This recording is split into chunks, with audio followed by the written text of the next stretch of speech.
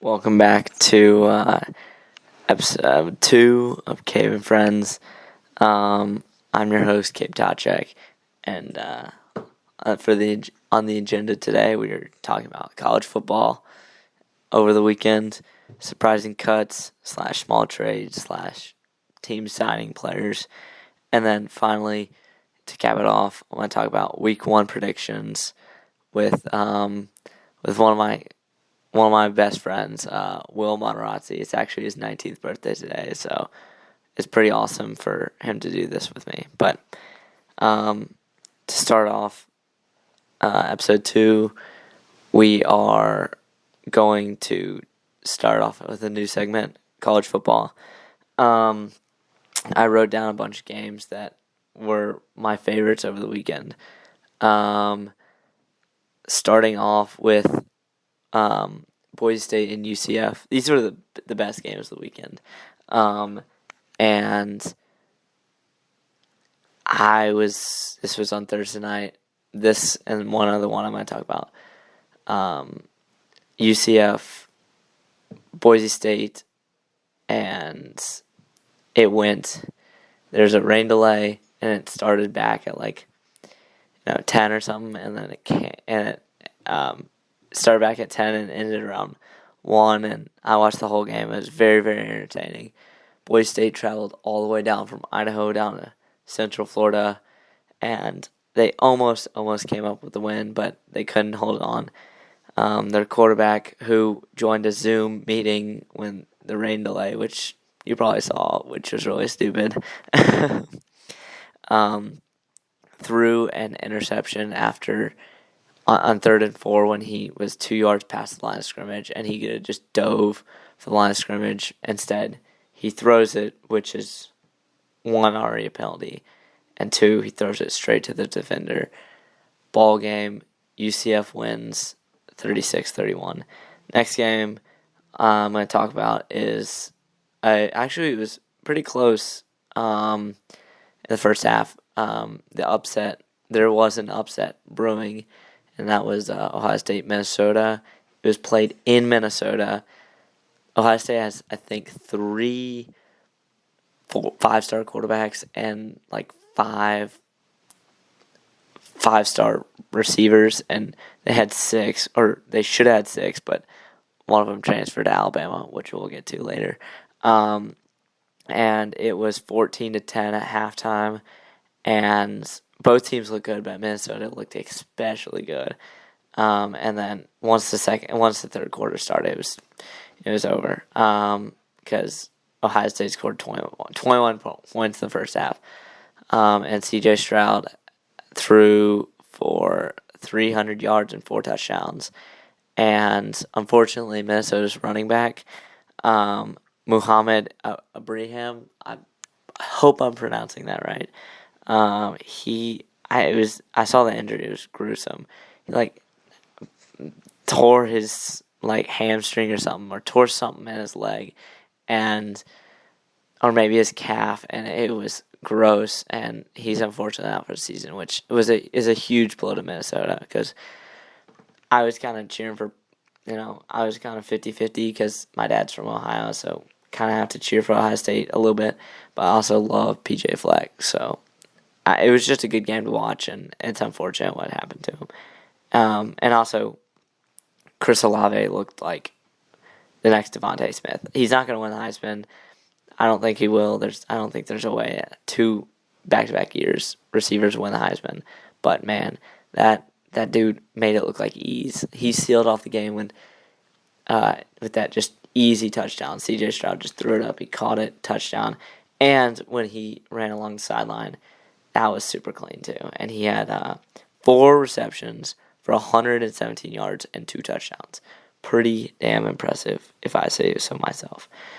And the next game I want to talk about is LSU, UCLA, which I'm applying to LSU, and I got this Joe Burrow jersey a couple years ago when they made it to the playoffs, and he's one of my favorite college football players of all time. But I'm applying to LSU. I love the state of Louisiana. I'm praying for y'all. But that game was very, very entertaining. First quarter, 0 points. Second quarter, things started to ramp up, and Max Johnson, played pretty all right. He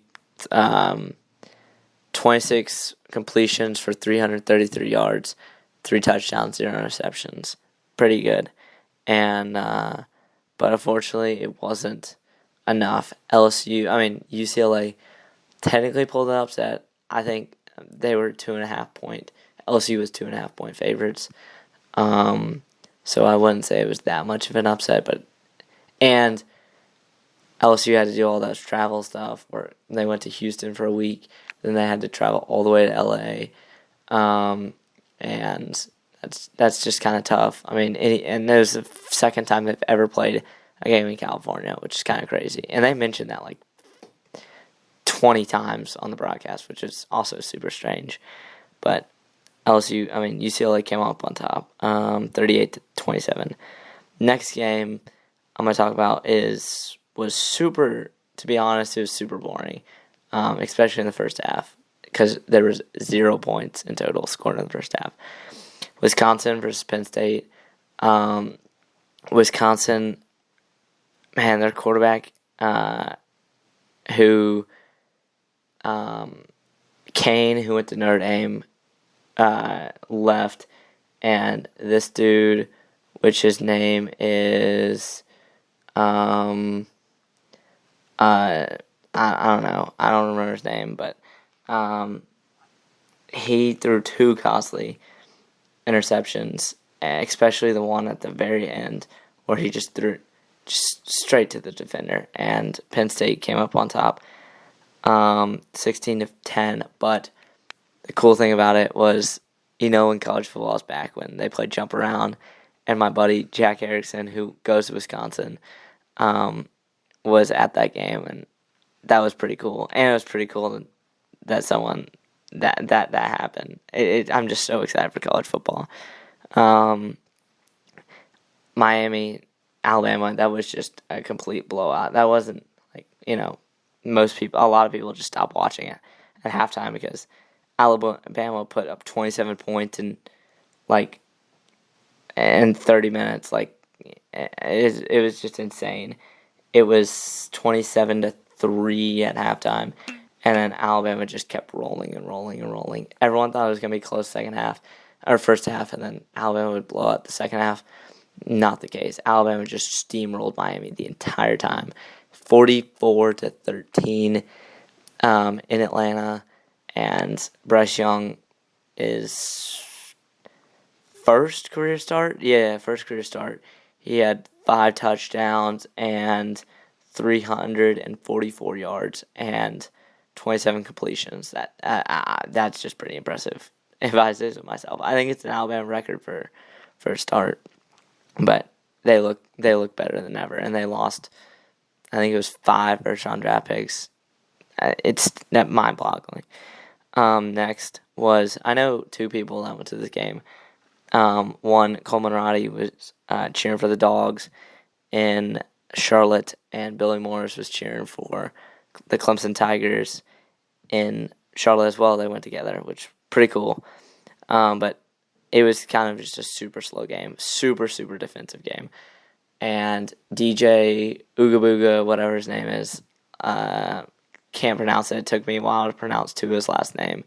And it's going to take some time to pronounce DJ's last name. But he did not look good, to be honest. He's played in 2 big games in his career. He's lost both of them. He lost to Notre Dame last year, and he lost to Georgia this time. And the game's only touchdown was thrown by DJ to the defender, pick 6.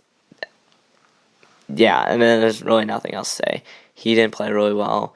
Georgia's offense, both offenses played not very well, but it was a defensive battle, which was kind of cool. But it was kind of anticlimactic because it was 3 versus 5.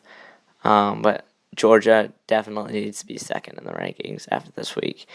And then finally, of the best big games or best, great games to watch was Notre Dame and Florida State. And wow, I think that may have been the best game of the weekend, if I was to be honest, because Sunday night, sitting by the fire in Hilton's, Virginia, in the middle of nowhere, and it starts raining, and you see Mackenzie Milton go into the game and absolutely light it up. Jordan Travis's helmet gets knocked off, and then Mackenzie Milton goes in and then fires a rifle. Boom. And then he just continues and leads back a comeback, scores 18 points in the fourth quarter, and Notre Dame scored 0, and they got I think 7 yards of total offense in the fourth quarter alone. But that was pretty amazing to see. And then went to overtime, and Florida State, they got sacked. Mackenzie Milton got sacked, and it just wasn't a good drive. And then there was a fumble call on the field. They go to line it up. Kicker drills it, 50-yarder, but Mike Norvell called a timeout, and they challenged the ruling, and they accepted it, but it was on the left hash, and then the kicker missed it wide left, and then Notre Dame just played conservative. And kicked a game-winning field goal. Jack Cohn, the transfer was from Wisconsin, played a really good first game at Notre Dame. 366 yards, 4 touchdowns, and he was 26 for 35. That was a thriller. And I'm just so glad college football is back. I mean, that's kind of the games that we want. 41-38.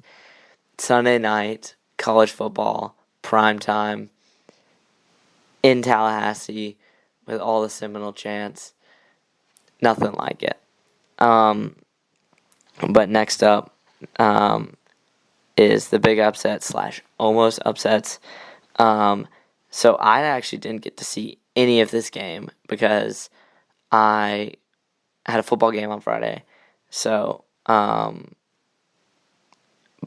I didn't see it, but I saw some highlights after. But it just kind of looked like a slugfest.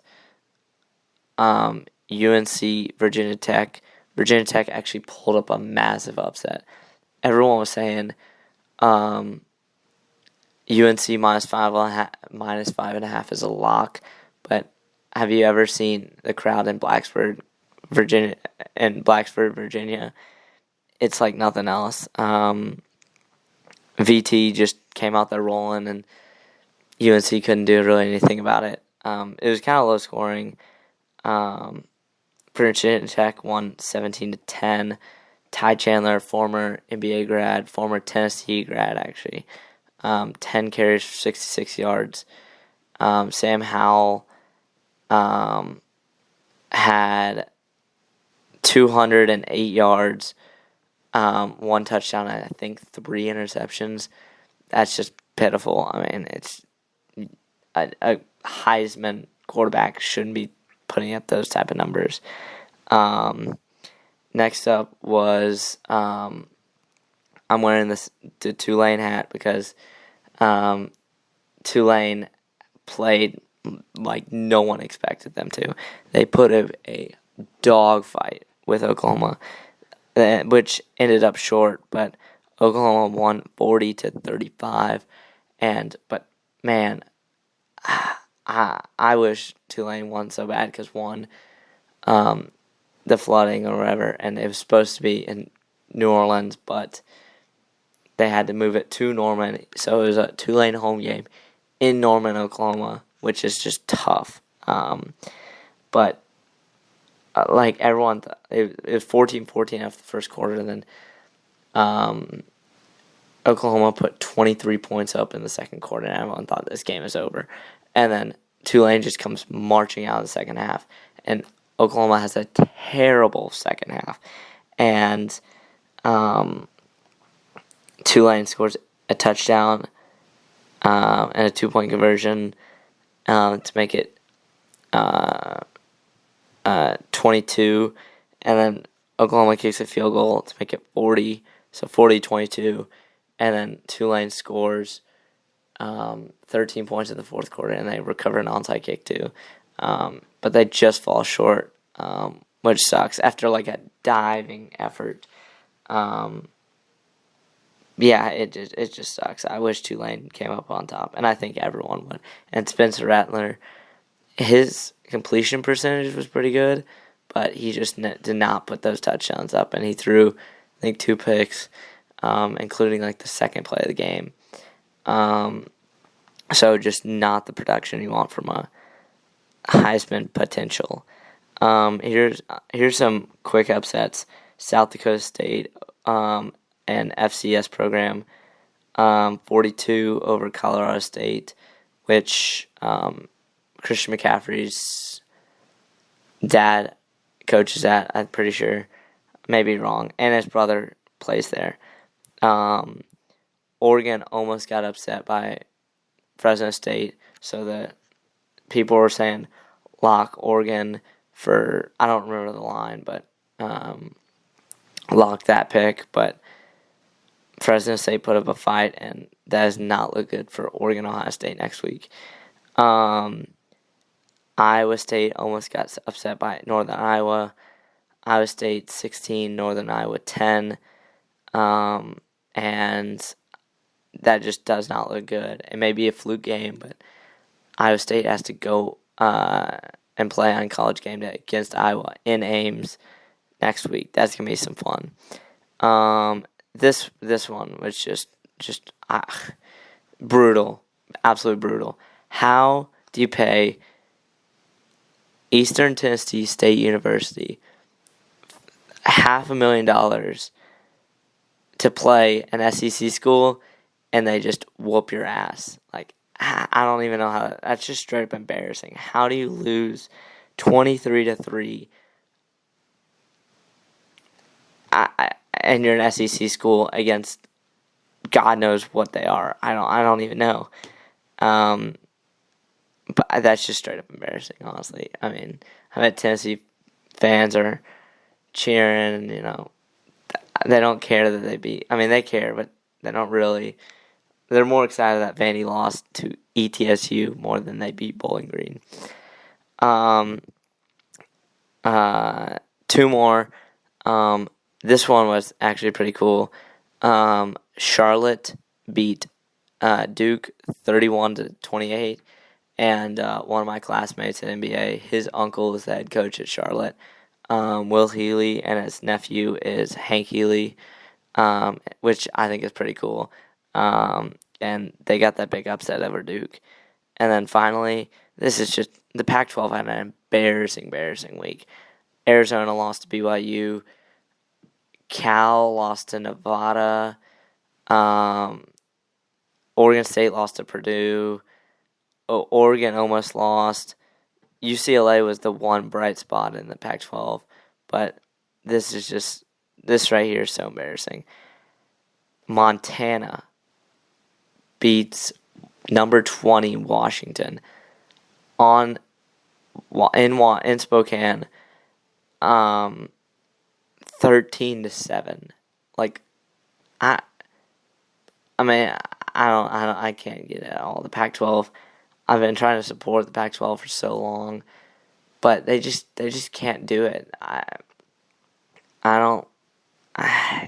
It just sucks because I like the Pac-12 and I like the teams in there, and I think it's a super fun conference. But when you pull BS like this, no one's expecting you to be in a playoff because you're losing to these scrub teams like Montana when you pay them $675,000 to play them, and it's just super embarrassing. But I'm signing off from college football. Hey y'all, we're back. Different place, different time. 2 days later since I last filmed, and I'm not even at my house, which is a funny thing. So this next segment, we're going to talk about surprising cuts. Sorry if the lighting's not very good either. It's just, you got to adapt. to the environment. But so here's some surprising cuts to me, at least. First of all, the obvious one, Cam Newton to the Patriots. No one really expected it, but after looking at it, we're like, maybe it kind of makes sense. But I don't know. I have mixed feelings about it. I don't think he should have got cut, but because I think Mac Jones needs time to develop. He should have started week 1. I do agree with that, but they should have kept Cam Newton behind him, which they ultimately didn't. But I do think that Cam Newton might sign with a team that with a quarterback goes down, or possibly the Jets. They could pick him up and put him behind Zach Wilson if he doesn't play a good first 2 games. I could see that possibly happening for developmental reasons. The next name I have on this list is Travis Fulgham. If you guys remember a couple years ago in fantasy, he was a hot topic, like absolutely. But he's kind of worn down, obviously. But the reason why I thought this was so surprising was because the Eagles they kept J.J. Arcega-Whiteside on their team. He is absolutely ass cheeks. I mentioned last week that he had like 4 catches last year. It was just god awful. Like, he had some absurdly low number. He should just not be in the NFL anymore. He is buns. And Travis Fulgham is still a free agent, which is very surprising. They should have cut J.J. Arcega-Whiteside, like I said last week. Next is the only reason it's surprising just because his last name, and that is Riley Ridley. His brother, obviously Calvin, starting wide receiver for the Falcons, absolute monster. Maybe pick him up in fantasy. He's gonna go off. Him and Russell Gage and Kyle Pitts, they're gonna run it. They're gonna run the table. Run the table for being last in the NFC South. But Riley Ridley, cut by the Bears, drafted in the 4th round by them out of Georgia a couple years ago, hasn't really done much. It's just a simple. It's just I put this on there because it's his last name. So hopefully the Falcons pick him up, but he's still currently a free agent. Next, you guys might not know him, but Bernard McKinney. He was a monster linebacker with Brian Cushing, Mr. Concussion, a couple years ago with the Texans, and then he kind of fell off. Got traded to the Dolphins for Shaq Lawson trade straight up early in the offseason, and then now both of those guys are not on their teams. We'll talk about Shaq Lawson later because he just recently got dealt by the Texans, but Bernard McKinney straight up cut. So it's just a lose-lose trade, I guess, for both teams. This one you guys definitely don't know. I mean, maybe you guys might shock me, but Darian Thompson, he was a safety for the Cowboys. He was drafted sort of early a couple years ago, and he just didn't really turn it into much. I kind of expected him to stay on the roster, but he ultimately didn't. But he did get re-signed to the practice squad, so that's good. Notable name right here, Laquan Treadwell, part of that insane 2013, I believe, recruiting class for Ole Miss, cut by the Jaguars. Well, we didn't really expect him to stay on the roster, but it's still a notable name. Next is I'm gonna butcher this name, Amonius St. Brown for the Packers, drafted in the 6th round a couple years ago.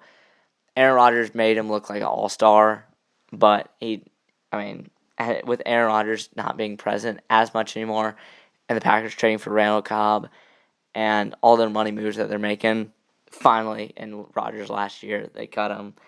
Not really a huge surprise. He was just kind of big a couple years ago. Next, another Jaguars receiver, Philip Dorsett. He was a first-round draft pick from William Cook's Indianapolis Colts a couple years ago out of Miami.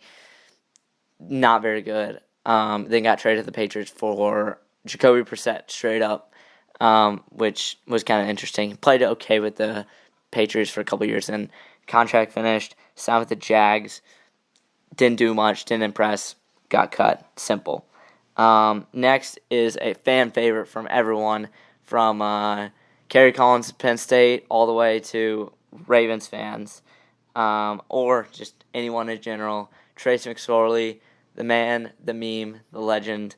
That was kind of surprising because the Ravens only have 2 quarterbacks on the roster now, and Trace McSorley played all right, but they just have 2 quarterbacks on the roster, and that's kind of shocking. Next is a fan favorite for Titans fans, our 4th round pick, Des Fitzpatrick. We actually traded up for him, so we gave up our 4th, our 5th, and our 7th round pick, and that guy we drafted out of Louisville, Des Fitzpatrick, we cut him. Some BS right there. He just didn't impress at all at camp. I saw him play a couple games, play his preseason game with the Bears, again with Sebastian Sigrin, and he just did not impress. I saw him at the one Titans training camp I went to with Cooper Materazzi and Will Materazzi, whose house I'm in right now, which is pretty cool. And Cooper, we'll see him in a bit, talking about Week 1 predictions. But he just didn't really impress. And then lastly, this actually happened yesterday, so I'm glad I kind of waited to film this. Latavius Murray for my New Orleans Saints. So we asked him to take a pay cut. He said no, and we were like, screw you, so we cut him. Troy Jones Jr. actually performed really well in the preseason, and hopefully he can turn into the next Kamara. Him now being the second running back behind Kamara. So at first I was upset about this, and I thought we were going to re-sign Devontae Freeman, which we might still, but as of right now, we're not going to. But Troy Jones Jr. is the second receiver. Now on to the next segment. This is players that got cut, but they got signed by teams already, which is awesome. So one of my favorites, which this was a surprise cut, Desmond Trufant, since the Bears don't have any receivers, cornerbacks, it was kind of surprising that they cut him, and ultimately he signed with the Saints, which is very good. Saints need depth really bad. Then another Saints player, Montrevious Adams, a D tackle from the Patriots. I've looked at some film from him with the Patriots. He looks very solid. Kind of surprised they cut him, but it is a really, really good addition. With he has a really hard last name, Onyemata for the Saints. He got suspended for 6 games, and Shy Turtle's going to start, so he's going to fill in that gap for the time being, which is really good. And if he impresses, he may stick on the team. Well, I think he'll stick on the team for the whole season, but he may stick on the team for the long run is what I mean. Next, this was also a surprise cut since he was their number 2 receiver going into the preseason and even coming out of the preseason, which was Brashad Perriman. He was from the Lions and signed with the Bears. I thought he was going to sign with the Saints because, again, Saints need a lot of needs right now. They really do. Filled the corner gap, which we're going to talk about later again, and we filled the D tackle, and then receivers. Callaway is playing really well, and he's going to be the number 1 receiver because Traquan's also out. But I thought he was going to sign with the Saints because Jameis and him have chemistry with the Bucs, but he ultimately signs with the Bears. He's going to play some, which is good for him. Next, this actually happened today too. Jake Browning played like 20 years at Washington. He played forever. And he undrafted free agent, signed with the Vikings, played there a couple years, finally got cut, and then he signed with the Bengals practice squad. Not really much, just a notable college name.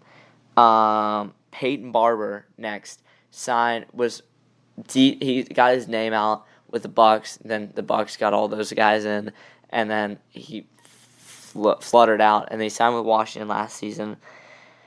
Played pretty solid, and then he just got kind of like new guys came in, got cut, signed with Las Vegas practice squad. Nothing really else much to it.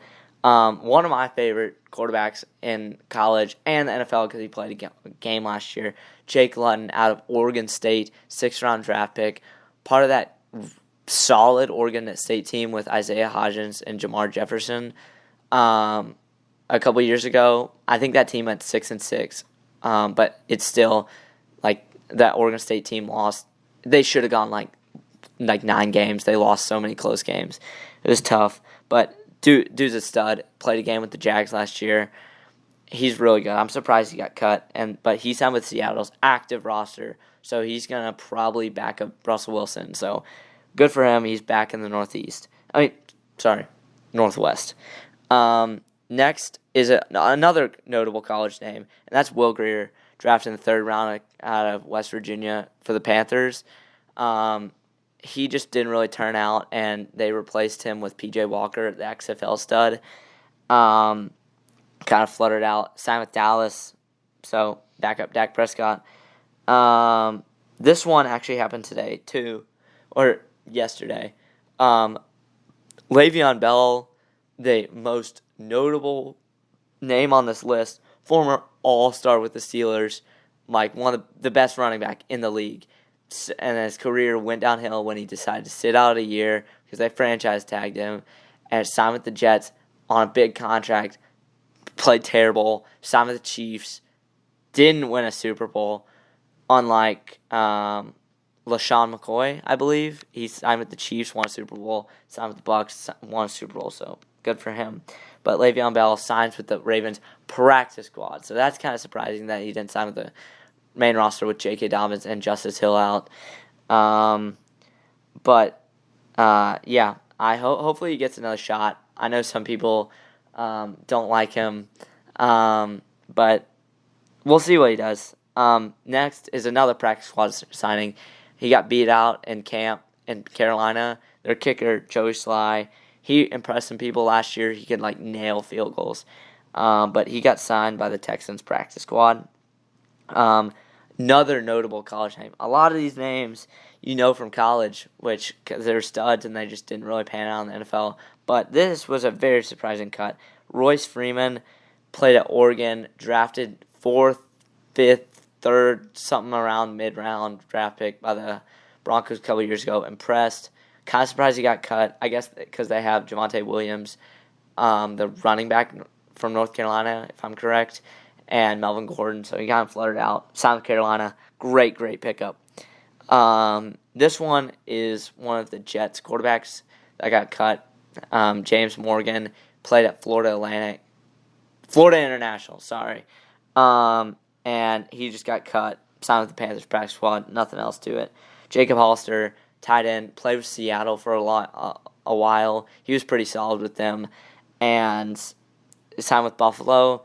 And that was kind of a surprise cut. And I thought they were going to try to put him on the practice squad or just re-sign him. But Jags snagged him up on waivers. This is a very notable name if you watch college football. He skipped last year, I believe, and that's why he was undrafted. But he's an undrafted free agent out of Florida. Peyton Phillips, Florida State Seminoles, who... Man, that was a great game. I talked about that earlier in the video. One hell of a game. But he signed with the Browns, didn't really make anything of it, and he signed a massive signing bonus, like $200,000 as an undrafted free agent, signed with Philly's practice squad. Next, another notable former Cleveland Brown, Duke Johnson. He got drafted out of Miami, had some solid years in Cleveland, got traded to Houston. Then Houston's running back room just absolutely exploded. So much talent there. No, wash talent. Texans are going to suck this year. Oh, my goodness. Got cut from Houston, signed with the Jags practice squad. Solid addition. So, man, you guys are going to love to hear this.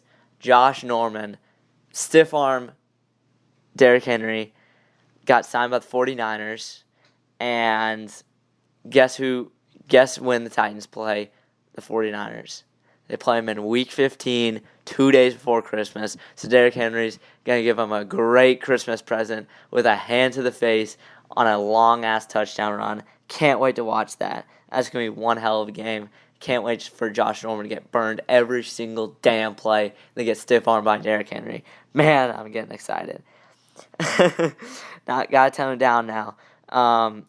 And here's a player that you probably never heard of. Keelan Doss played at UC Davis, if I remember, undrafted free agent out of, or undrafted, signed with the Raiders, and he was pretty solid. He sticked on the roster for a couple years, and then he signed on the Falcons practice squad.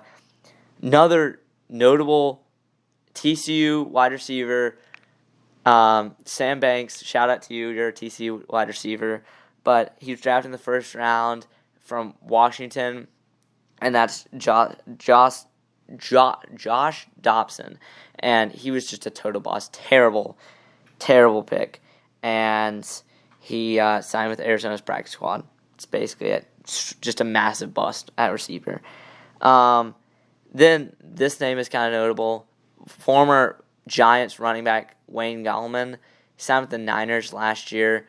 Got cut, sort of surprising, but they drafted Trey Sermon, so same pattern goes on. Young guy gets drafted, pushes a veteran out, but he goes into Atlanta in a running back needy team. Mike Davis he's gonna play really well. That's someone to look out for fantasy, but Wayne Gallman's gonna fill that RB2 role, so very good pickup.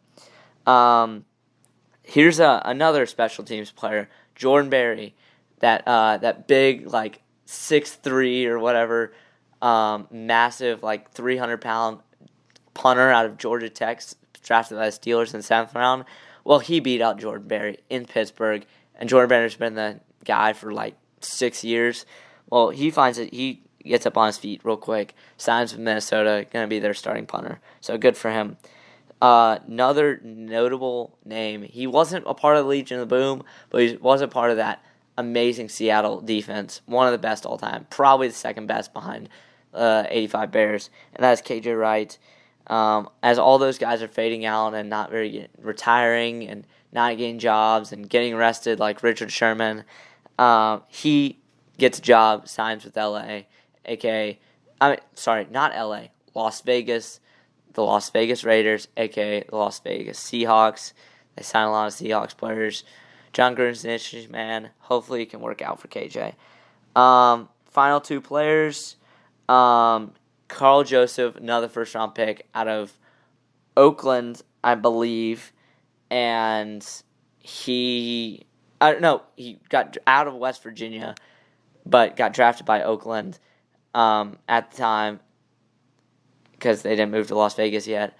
And he gets picked up by Pittsburgh's practice squad, so good for him. Hopefully he can rebound. Lastly, Kiki Kuti, Texans wide receiver, former Texans wide receiver, pretty solid, had a good season last year, got cut, and signed with William Cook's Indianapolis Colts.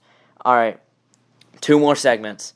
We got trades, so I'm going to run through this real fast because, I love trades. So, first trade we're going to talk about, New York Jets acquire Shaq Lawson from Texans. Like I said earlier, Bernard McKinney got traded from the Texans to the Dolphins for Shaq Lawson, who got traded from the Dolphins to the Texans, obviously. And he gets shipped off for a 2022 second-round pick to the Jets, who lost Carl Lawson.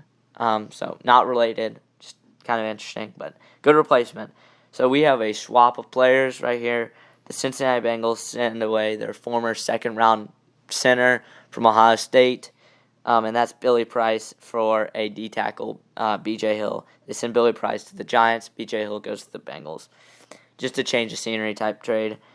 So another notable name drafted by Nicky and Arthur Bennett's Philadelphia Eagles, Sidney Jones, bust out of Washington.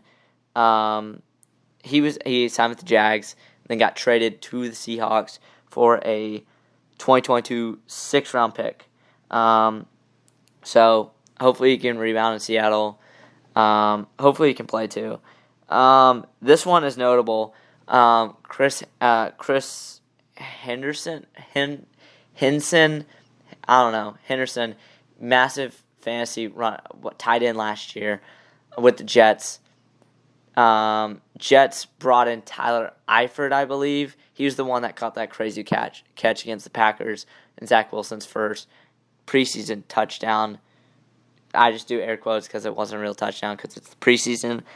But they ship off Chris Herndon to the Vikings because Irv Smith is out for the foreseeable future.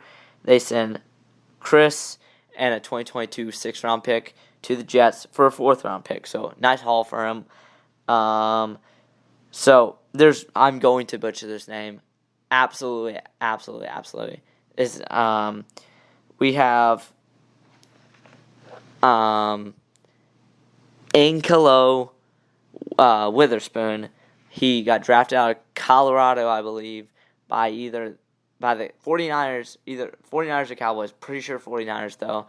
Out of Colorado's second-round pick, and signed with Seattle, and he ultimately gets traded to Pittsburgh for a 2023 fifth-round pick.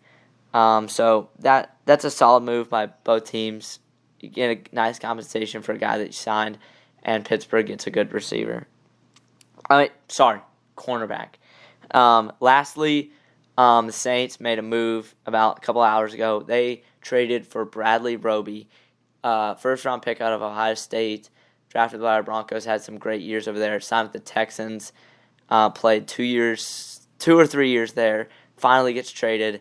He got suspended for, doing drugs, so 6 games, and he's going to come back, and he's going to be a great number 2 option.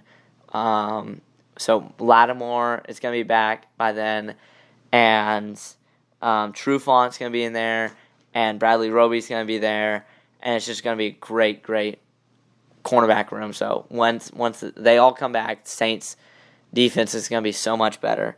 And we don't know the compensation yet. That it's been a couple hours and they still haven't come out with it, which is surprising. But so last and final segment, I'm bringing on special guest Cooper Materazzi. Let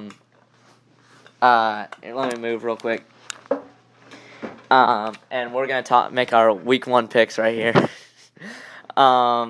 So starting off with the game tomorrow, and this is first game of the season. We're all excited. It's the Bucs versus the Cowboys. I have the Bucs in a landslide. Well, not a landslide, but I don't think Zeke's gonna play that well, and I think Bucs are just gonna come up on top. What do you think, so Cooper? I think probably be pretty close in the first quarter, back and forth, but eventually Buccaneers will just pull away and blow them out. I think so too. I think that's a good pick. Next is the hometown team, the Tennessee Titans versus the Arizona Cardinals. I'm going to actually let you go first because you're our guest. It's just Titans all the way. No doubt about it. Just defense is better than the Cardinals' defense. You heard it here first. Titans defense, top 10 this year. Oh, you heard it here first, folks. Titans defense, top 10. So in my notes, I made these notes a couple of days ago. I actually had the Cardinals winning, but I heard some very, very, very negative feedback from a lot of people, and I'm not too fond of peer pressure, but screw it. Tighten up, baby. I think it's going to be very close. I think the Cardinals are a very good team. They're going to make the playoffs, absolutely. Kyler Murray, DeAndre Hopkins, AJ Green. That defense is very solid, but the Titans with Julio Jones, Derrick goddamn Henry, and AJ Brown, and that defense, oh my God. Can't wait for week 1. Titans on top, baby. Gotta calm down after the Titans. That's the second time today. So this next game, the Atlanta Falcons versus the Philadelphia Eagles. I actually have the Falcons in this game. That might be a shocker pick.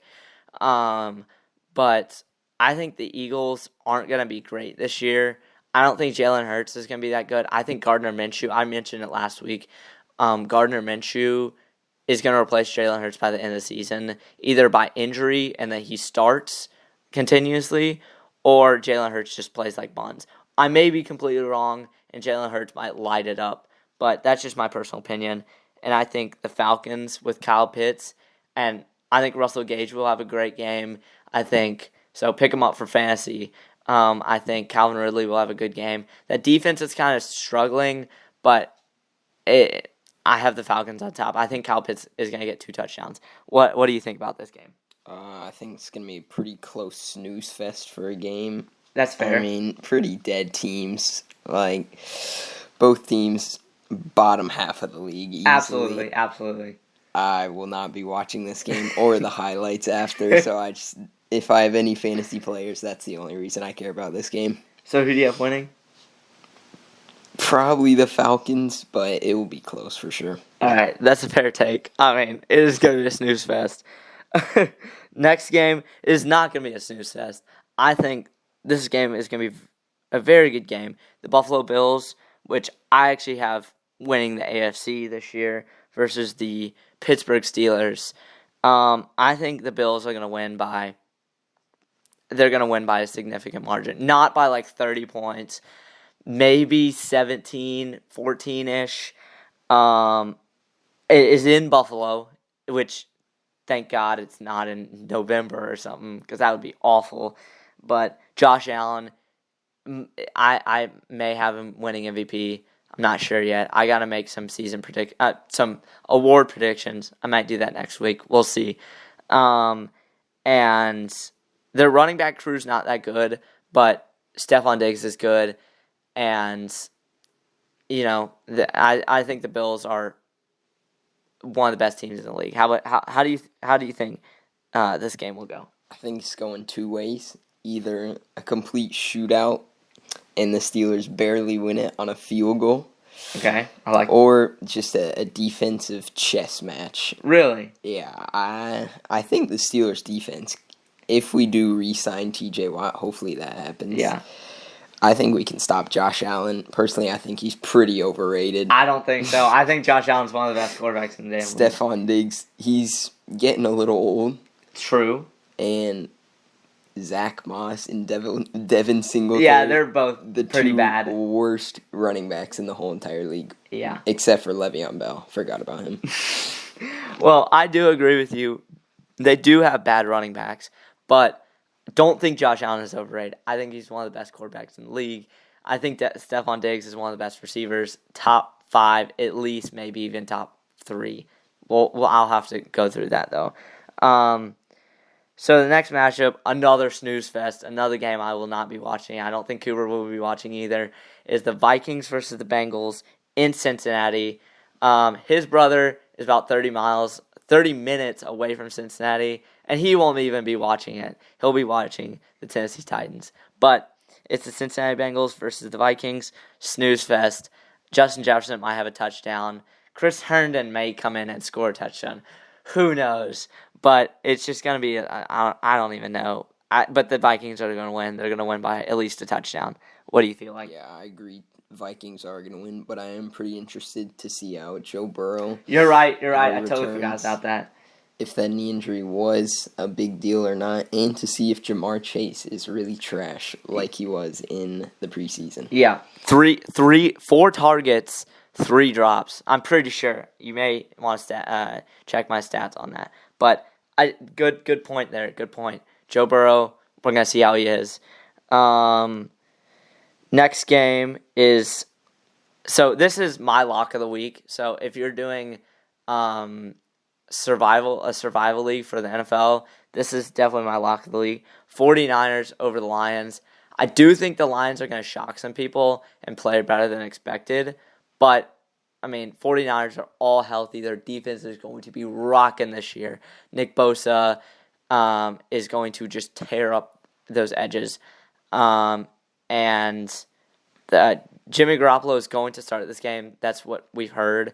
And Trey Lance will start more this season, but they got Brandon Ayuk, Deebo Samuel, George Kittle, Trey Sermon, and Raheem Mostert. Trey Sermon will also take over a starting role later this season, and it's going to be a blowout, I think. They're going to win by 24 points. And I believe it is in Detroit, which, who's going to show up to that game? But that is my lock of the week. So if you're doing Survival League, that's who I'm picking for this week. So let's take it to Cooper. Lions, one word, and that is awful. They will be awful for at least 5 years. Did not see Jared Goff doing anything with that offense. DeAndre Swift, he's just got no help, sadly. True. Defense, Jeff Okuda, terrible draft choice. Wait, no. He played bad last year. And will continue for the rest of his career. Maybe so, but I still have faith in him. And 49ers, yeah, they'll come back. Definitely better than last year. I mean, how can you be worse than last year with that roster? George Kittle, I'm feeling a big game from him. I do too. It's going to be a tight end game. TJ Hawkinson, I think the Lions do score. I think it would be to TJ Hawkinson, and George Kittle is going to have a big game too. Next on the list this is probably one of the most even games of the week, and like literally coin flip, and either team can win. But it's the Washington Redskins, or the football team, versus the LA Chargers. It is in Washington, which, I just saw that they took out seats out of the stadium, out of the top row. It's kind of embarrassing, to say the least, that they're taking out seats of their own stadium because they can't fill them. But it's same goes for the Chargers. It's just two teams that are always, well, I wouldn't say always good, but solid teams that just can't fill seats. But Justin Herbert's the real deal, and Keenan Allen, Austin Eckler, watch out for him in PPR. That defense is pretty good. Joey Bosa. I do have both teams making the playoffs. I do have Washington winning the NFC East, and I do have the Chargers, I think, getting the last wildcard spot. But it's going to be a tight one, very, very close. Going to go down to the wire, maybe even overtime. But I have the Chargers squeaking it out in D.C. How about you? I agree. Chargers will barely win, but I feel like if the Redskins defense can hold the Chargers for long enough, absolutely, I think they can win that game. Absolutely. And if Austin Eckler plays, the Chargers win. If he doesn't play, Chargers lose. That, plain and simple. And Washington, don't count out Washington's defense. They're very good. Chase Young, he's something else, man. He is going to light this league up for several years. He's going to be offensive linemen's worst nightmares. Another snooze fest that me and him will not be watching, and that is the New York Jets versus the Carolina Panthers. I wouldn't say it's a snooze fest, but it's kind of has some interesting parts because it's Zach Wilson's first game, and it's Sam Darnold's first game versus the Jets, who gave up on him. I do think Sam Darnold is going to be good in Carolina. He's not going to be great, but he's going to be better because freaking Sam Darnold had Adam Gase as his coach forever, and that's just not good. So I wouldn't say he's a bust yet, just because he got traded for a second-round pick. I mean, he was the third overall pick, so that's kind of down. But I think Sam Darnold can really shine in Carolina, and for that reason, Zach Wilson's gonna have a good game. But for that reason, Carolina's gonna pull it out. Yeah, I agree with that. And Sam Darnold, I feel like this year, if he doesn't do anything with two great weapons in Robbie Anderson and DJ Moore, I think he's out of the league within 3 years if he can't do anything. Yeah, I think so too. You make a good point on that. Like, he finally gets players, and he played good with Robbie Anderson when he was in New York.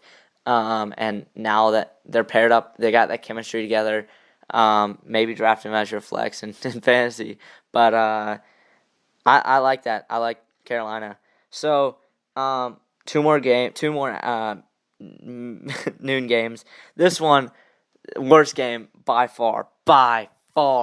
And I think all of you know what I'm talking about, and you definitely know what I'm talking about, and that's the Jags and the Texans. Wow. 3 viewers, maybe? Texans, probably one of the worst rosters I've ever seen, and that's not even me exaggerating. Browns rosters a couple years ago was pretty bad, but this is on par with that. But, and I think they win one game, and that's against the Jags later in the season. So it's in Houston. Tyrod Taylor starting because Deshaun Watson need to trade him like immediately before his value goes down and he gets arrested. but it's going to be an absolute snooze fest. The one interesting part, Trevor Lawrence's first game, played terrible in the first 2 preseason games against my Saints, my Browns. They played good against the Cowboys. So we'll see how he actually is. And then the Jags have 3 good receivers: Laviska Shenault, Marvin Jones, and DJ Chark. So, and James Robinson. But Jags just pull it out. It's gonna be a snooze fest though. Yeah, for this game, I'm looking for 2 things. First, the obvious one, Trevor Lawrence. Want to see how he plays in the NFL first game. And the second thing is James Robinson. The Jaguars obviously didn't have a ton of trust in him in drafting Travis Etienne. That was some BS right there. But he has gone down with an injury, and I want to see if they use James Robinson like they did last year with Trevor Lawrence now. I absolutely hope James Robinson rushes for 1,500 yards. Come on, please. Just prove the Jags GMs wrong. Come on. This is William Cook's Colts, who he claims that they're going to win 13 or 14 games. No, they're not going to. They're going to be good. I'll give them that. But they're going to win 10 or 11. They're not going to win that many games. But I actually do think they'll win this game. So they'll start off 1-0 against Seattle in Indianapolis. We'll see. I don't think Carson Wentz is back. Is Carson Wentz back? I'm not sure. I think he's questionable right now. So assuming he doesn't play, Jacob Eason played. They have a very good quarterback room. Santa Ehlinger's hurt. Jacob Eason is playing, which he's the only active. They'll probably have a situation where they dress Carson just in case Jacob Eason gets hurt, but they're going to start Eason. But they have a very good quarterback room, and he's going to pull off an upset with Michael Pittman having a very, very good game, and that Colts defense with Darius Leonard also having a good game after getting his contract extension. And they will beat Seattle. It's going to be one of those games where you'll flip on and on if you're on commercials, if you have Red Zone or something, because obviously I don't think that game's going to be played in Nashville. But it's going to be one of those games where it's an okay game, but it's not going to be a shootout or it's not going to be a snooze fest. How do you think about this game? I just personally don't think Russell Wilson will allow a loss week 1, especially against a very terrible Colts roster. They won't even contend for the playoffs this year, especially with no name Jacob Eason at quarterback. Never heard of that dude until you just mentioned him. What? He played at Georgia and Washington. He's a nobody. Whatever. Go There's ahead. no way he is beating the Seahawks. The Seahawks are always a consistent team. True. The Colts, only way they win is if they get 2 defensive touchdowns. Bold prediction. I think that's either the only one or one of the only picks that we've picked differently. But on to my 2 favorite games. And these both are in prime time, especially, man, let's just go with the Saints first, because I'm being super biased here. I think you know who I'm picking for both these games, but you know what? Screw it. It's week 1. Football's back. We're back. Let's go. Saints winning in Jacksonville with Jameis Winston at the helm with no receivers. We're going to somehow squeak it by with Callaway scoring over Kevin King, somehow still on the Packers, multiple times. The Saints' defense is actually really good.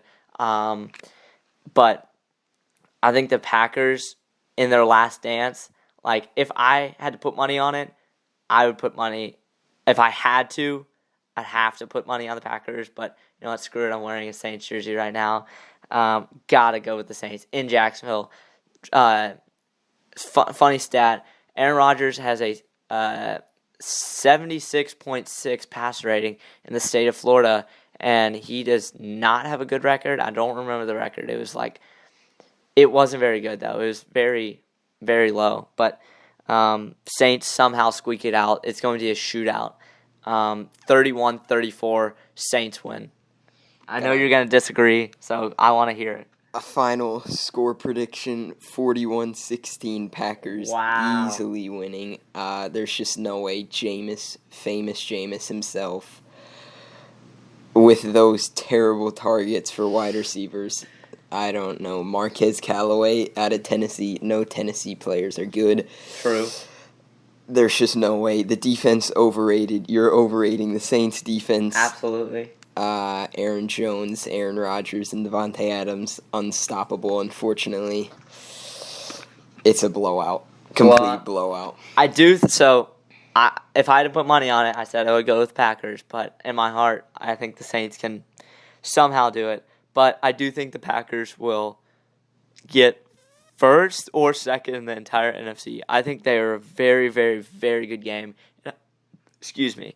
And I think the Saints will put a fire. They'll beat the Packers. They'll put a fire on them, and the Packers will win on like a 9-game win streak. I could see it happening. And I know you're going to disagree with me on this one too, but it's Cleveland versus Kansas City, a rematch of the AFC Championship, which, by the way, it was helmet to helmet, and he scored. No one tell me differently. It's in Kansas City, which is super nerve-wracking, but I mean, man, look at the Browns. They are just phenomenal. Jadeveon Clowney, Myles Garrett, got OBJ back, got Jarvis Landry, Hollywood Higgins, Baker Mayfield, Kareem Hunt, Nick Chubb. This team is unstoppable. Denzel Ward, Greg Newsome, our corner.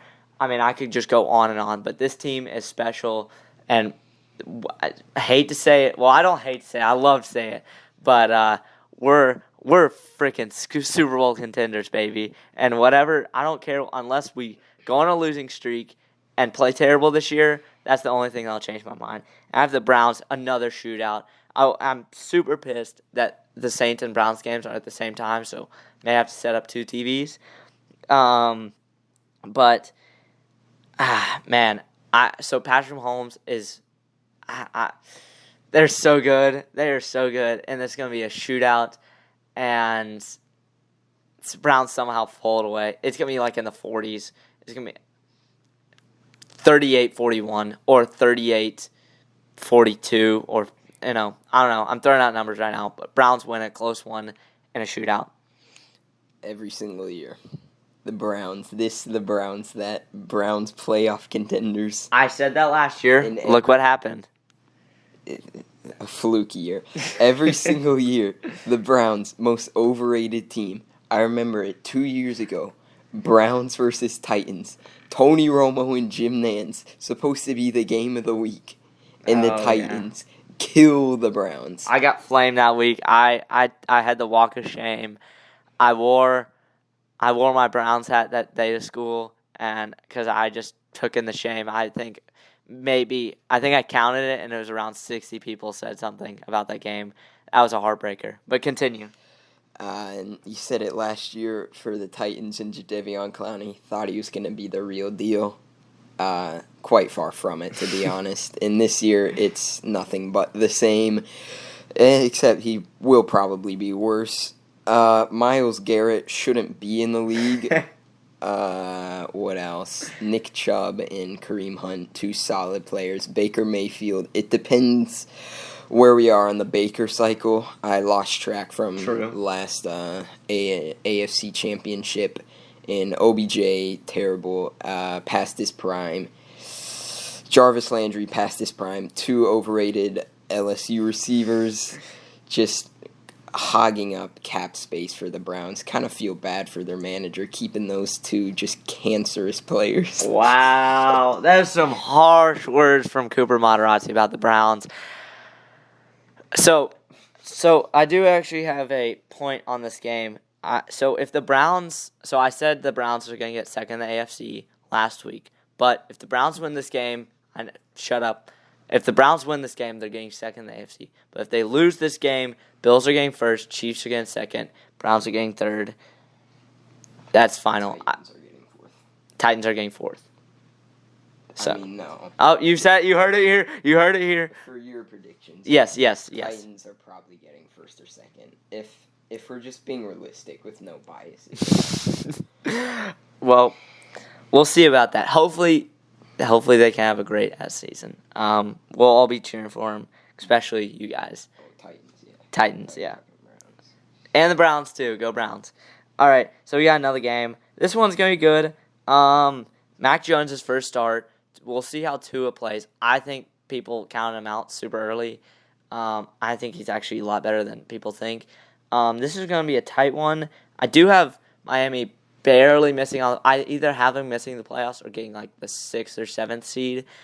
I think they're battling with the Chargers. But you can look back at last week's video. But I do actually have the Patriots winning this game. Mac Jones, very impressive his first start. And I think that Sony Michel leaving is kind of rough, but they do have Damian Harris, and they have James White, Super Bowl winning running back against the Falcons. And their receiving corps, it's not very good, to be honest. I believe that Nelson Aguilar is their number one receiver, so kind of rough. But I think Bill Belichick can do anything he wants. And I think Mac Jones is going to be very good in this league, and I think they start off with a surprise. I think Patriots are favored, but I do think that the Patriots will win. How about you? Disagree. And first of all, before I get on about the game, I don't know how James White is still in the league. Hasn't done anything since that Super Bowl. Won't do anything for the rest of his career except for get 6 points in fantasy every single week. Hard. And the Dolphins are going to win this game. Tua is the real deal. Mac Jones is not going to do well his first 3 starts. After the 3rd start, he'll find some things out. Okay. Get a little more experience, That's and fair. I think he'll be decent by then. But Tua, too many weapons at this point. True, but he does not have Will Fuller this game. He's suspended. I don't think it'll matter personally. I think Gaskin could be, Fantasy steal. yeah, in a pretty big part of this game. I like that. I'm open to changes on that. Like I could go Miami. It's a coin flip for me. I just think Mac Jones might just have a pop off game, but I do like your points. I really do. Another snooze fest. I lied. I said there was no more snooze fests. I was wrong. Denver and New York Giants. Daniel Jones sucks. The Giants suck. Kenny Golladay is not going to do anything. He went from one bad team to another. I don't know why he signed with the Giants.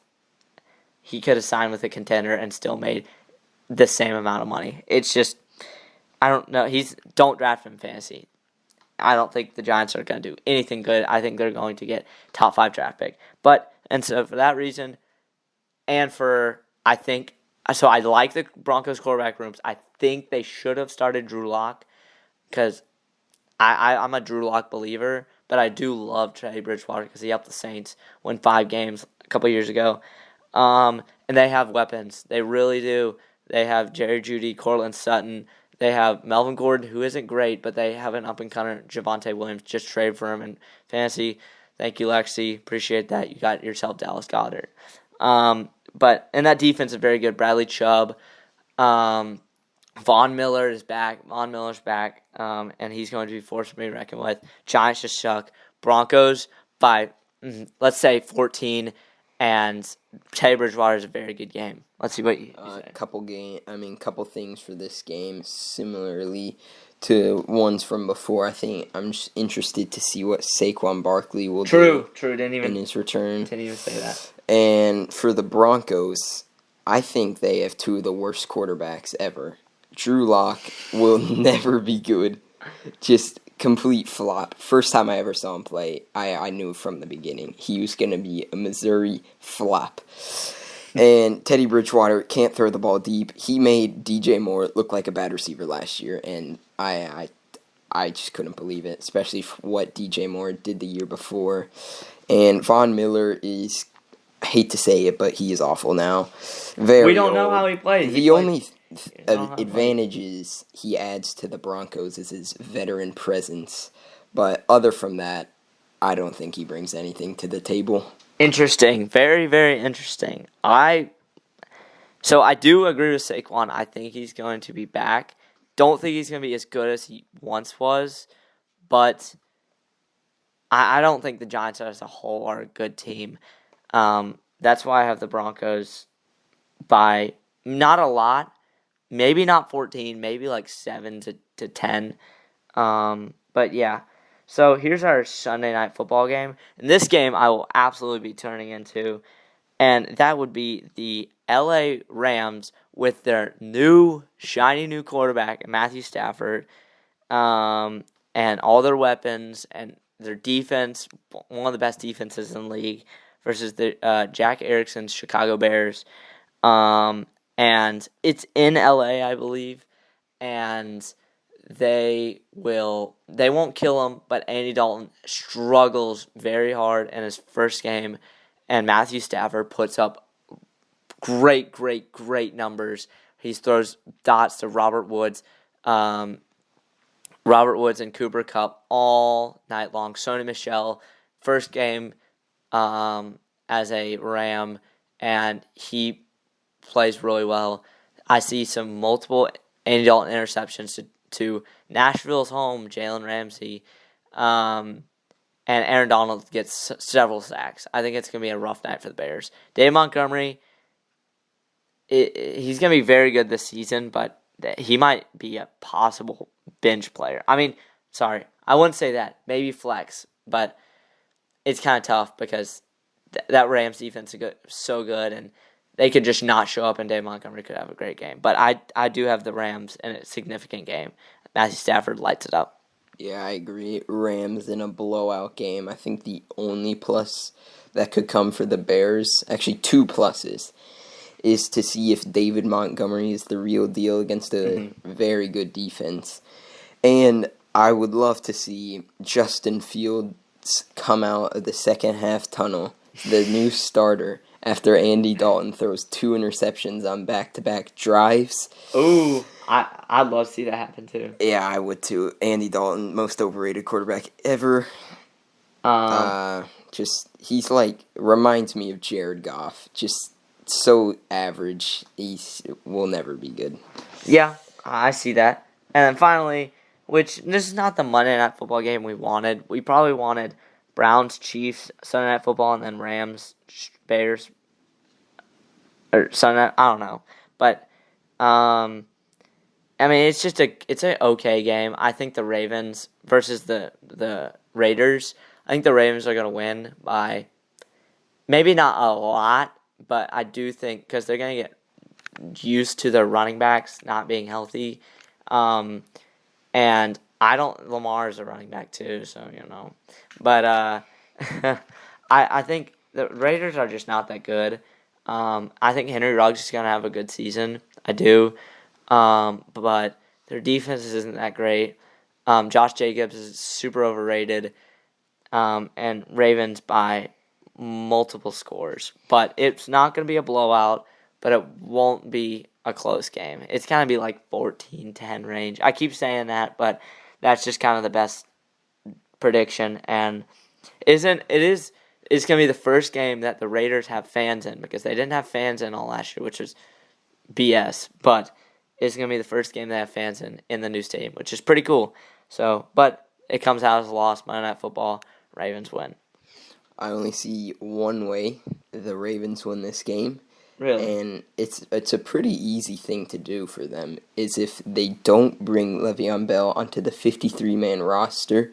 I think if they don't do that, they will easily win this game, because we've seen it before, and I'm sure we will see it again. He's just a cancer. It's debatably more of a cancer than Antonio Brown in the locker room. Whoa. It's debatable. It's debatable. But Le'Veon Bell, awful. I mean, just a wasted signing. I wouldn't be surprised if he does stay on practice squad whole entire year. Lamar Jackson cannot throw a football. Yeah. All he does is juke and run. They have no weapons. Marquise Brown is terrible. They do have Sammy Watkins, so he's not good, but That's true. He's a week 1 Just He's gonna. specimen. He's gonna. So watch out. Maybe pick him up. He's gonna be really good this week. Yeah, and I also see 26.1 points for Mark Andrews this week. Probably Hopefully. 2 touchdowns. And Raiders have nothing except for Darren Waller. True. But yeah, I'm sorry that the Raiders don't win this game at all. Yeah, that's fair. As much as I hate the Ravens. I do hate They the will Ravens not win. too. I think we both hate the Ravens. Me being a Browns fan, and him being a Steelers fan, we both hate the Ravens. The Ravens stole the Browns from Cleveland, and the Ravens are just a bunch of dicks. I mean, and Overrated as well. yeah, and not a good quarterback. Loved him in college, hate him in the NFL. But we're at a very, very long episode, but we had some very good discussions today. And I think this is going to be a great video. It's going to be like an hour and like 20 minutes, like kind of crazy. We're hitting 55 minutes right here. So a lot longer than last week. Don't expect y'all to get here. So if you did, comment. I don't know. What should they comment? Should comment. Anchor down.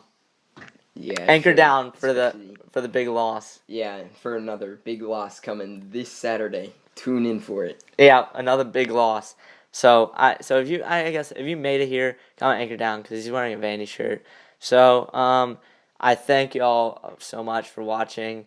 I'm so excited to make these. These are so fun, and I'm so glad I got my first guest on here in his own bedroom, which is even cool.